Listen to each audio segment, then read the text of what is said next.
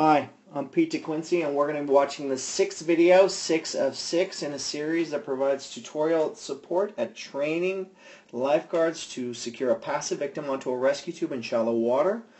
The end objective that we're striving for as a trainer with this series is that our lifeguards become comfortable and proficient at securing a victim onto a rescue tube no matter what type of presentation exists with the victim, meaning if the victim is face up, if the victim is face down, if the lifeguard approaches the victim and reaches the victim's head first or feet, or if the lifeguard approaches the victim from the side, they're still going to be successful. All right?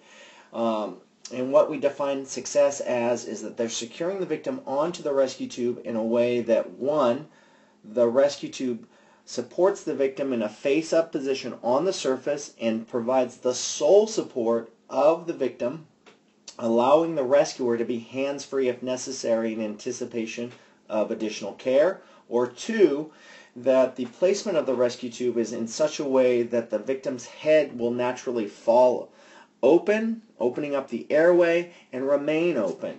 And lastly, that the lifeguard is securing the victim's arms around the rescue tube in such a way that if the victim starts to slip off the rescue tube, the arms catch, keeping the victim in a face-up position on the surface. Okay?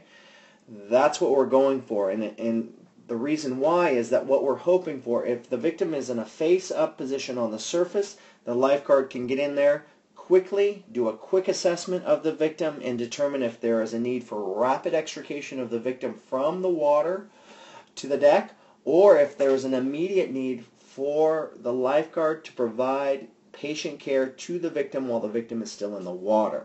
Okay? Again, face up on the surface provides that opportunity for the lifeguard to do that type of an assessment. Alright, so from here what we're going to do is we're going to watch this video, and then we're going to come back and do a breakdown for the benefit of those new lifeguard instructors and in-service trainers. Here we go. Ready? Go.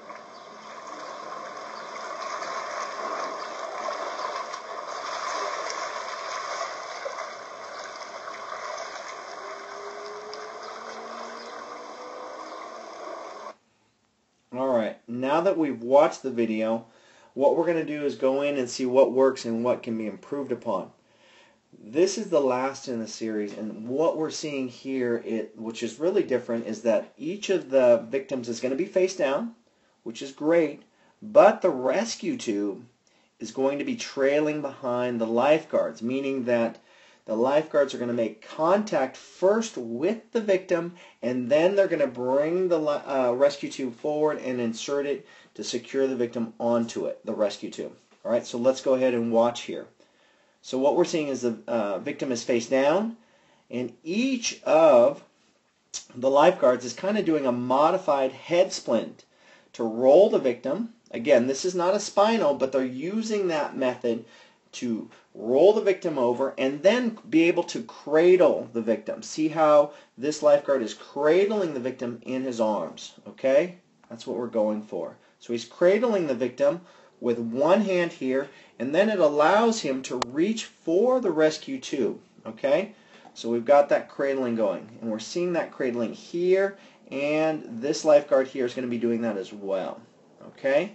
So from there, once they're cradling the victim, airway is up, the lifeguard is then going to get the rescue tube and feed one tip of that rescue tube underneath the victim, okay? And again, the tip side that does not have the strap attached to the shoulder strap is going to be the side. So the tip that does not have the strap connected to it. That's what we're going for. All right, so they're yanking that rescue tube up. They're grabbing onto the rescue tube, and they're placing it underneath the victim, okay? And we see that really nice here with the second rescuer. He's got that going, all right? And we see that starting to with the first rescuer and the third rescuer. So we see that. They're all doing tube placement, all right? So from here, good placement. I'm seeing good placement. We've got it here. This is good here. This lifeguard is almost there. Okay. All right. And we're almost there. This looks pretty good. Now, we've put the rescue tube underneath the victim. The rescue tube is solely supporting the victim. It looks like that for all 3 of the victims. And then the placement of the rescue tube is allowing the victim's airway to naturally fall open and remain open, and I'm seeing that. So that looks pretty good. All right. Now, what we would want to see here is, again, in this series, is that we want to see each of the rescuers securing the arms around the rescue tube in such a way that if the victim were to slip off, it catches them and keeps them face up on the surface. And I'm not seeing it necessarily here with rescuer 2 or rescuer 1. Okay? Rescuer 3 also. So all 3 of them could be improving upon that and moving the arms down. All right? Also, with all 3 of the lifeguards, we could be seeing them then getting into a position to do a quick assessment of the victim. And none of them are doing that right now. All right? So we'd want to encourage that type of training. Okay?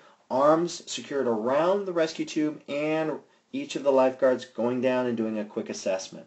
Okay? That's what I've got here. Thanks a lot, and thanks for watching.